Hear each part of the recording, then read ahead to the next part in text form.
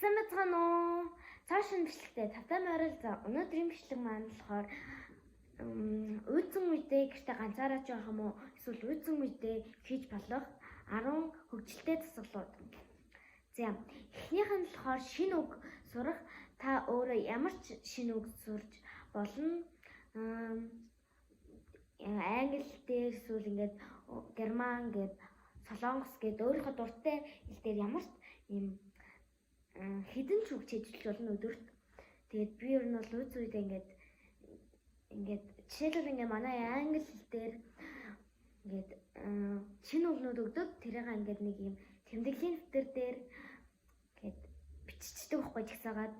Тэгээд ер нь бол миний энэ жил сурж байгаа үгнүүд гайгүй их болж байгаа байхаа гэж найдаж байна.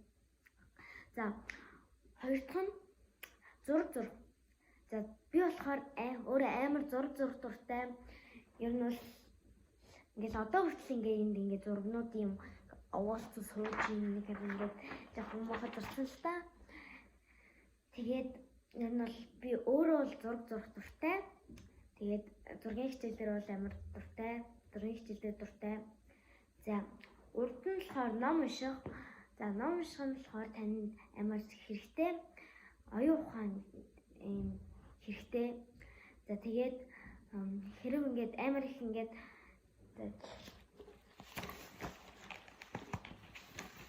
одоо нэг юм байна. За энэ ингээд ингээд баах ингээд хуудас ингээд уншаал ингээд угаасаа ингээд ном уншихаар миний ч гэсэн ингээд нүд амар өвддөг хгүй. Ингээд тийм болохоор жоохон нүдээ амраагаад дараагийнхаа ингээд хуудасуудаас уншиж болно. Нүдээ ер нь бол амраагаарай. За дөрөвдөг нь болохоор бууж өгтлөх. За би болохоор өөрөө бууж өгтөлдөг байсан. Гэхдээ одоо бол нэг хөтлөхгүй байгаа. Өмнөх парт 1 дээр өмнөх буужны парт 1 дээр бол хийжсэн. Тэгээд парт 2-оо оруулж амжихгүй яваалаа. За бууж өгтлөх болохоор амар сонирхолтой. Тэгээд гоё өөрийнхөө дуртай стикернүүдээрээ өөрийнхөө хүссэн ингээд зүйлсүүдээрээ тэр бууж байгаа чимэглээд ингээд өөрийнхөө сэтгэн бодох чадварыг бүр ингэж гоё болгох шүү. За дасгалыг би бол өөрөө нэг дасгал хийдэггүй л дээ. Тэгээд би өөрөө ингээд вакцин хийлгэсэн. Тэгээд ойр дасгал хийх байгаа. Тэгээд би бэлтгэл дээрээ тэгээд биеийн тамирын хичээл дээрээ л үгээд дасгал хийгээд байгаа. За тэгээд спортоор хичээллэх. Та өөрөө ямар ч спортоор хичээлж болно. Би болохоор өөрөө волейболоор хичээлдэг. Манай волейболын секц болохоор 7 хоногт 5 өдөр ордог. Тэгээд волейболын секцэн дээр нь бол явах дуртай.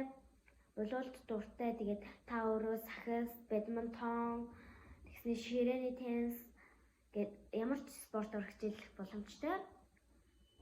Тэгээд дараагийнх нь болохоор гэрээ цэвэрлэх. Ер нь бол гэрээ цэвэрлэх чинь бас хөдөлгөөн шаардна. Тэгснэ ингээд цэвэрхэн газар ингээд даалгавраа ч юм уу юм хийх бол гоё штэ. Тийм үстэй манайхаа. Тэгээд гэрээ цэвэрлээд амар цэгцтэй болохоор ингээд амар урам ороо даалгавраа гоё хийгээд ингээд хурдан хийгээд амар гоё идэхгүй. За тэгээд дараагийнх нь болохоор унтах. Би өөр нь бол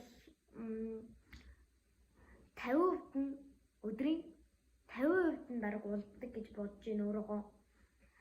Унтахаар ингээд унтаад сэрээд ингээд бүтэн нойртой ингээд сэргээд амар гоё мэдрэмж авдаг хгүй ингээд сэргээд тийм амар гоё мэдрэмж авдаг болохоор ер нь бол ингээд жишээлбэл та амралтын өдөр ингээд уйдаад байж ивэл уцаа ухаж ингээд уцчихснаас зүгээр л та зүгээр унт заяа гэж зөвлөж байна. За тэгээд дараагийнх нь болохоор найзуудтайгаа уулзах эсвэл ярих. Тэгээд видео кол хийх. За тэгээд би болохоор найзуудтайгаа хаяа уулзаад тэгээд сургууль дээр амар уулздаг болохоор тэгээд ихэнхдээ ер нь бол амар ярьдаг. Тэгээд хамт ингээл чатаар ингээл даалгавар хамт ингэж хийдэг. За ингээд миний яг 10 хөгжилтэй үедээ хөгжилтэй байх 10 дасгалуудыг танилцууллаа. Тэгээд ер нь бол миний энэ видео таалагдсан гэж байгаа бол лайка дараарай.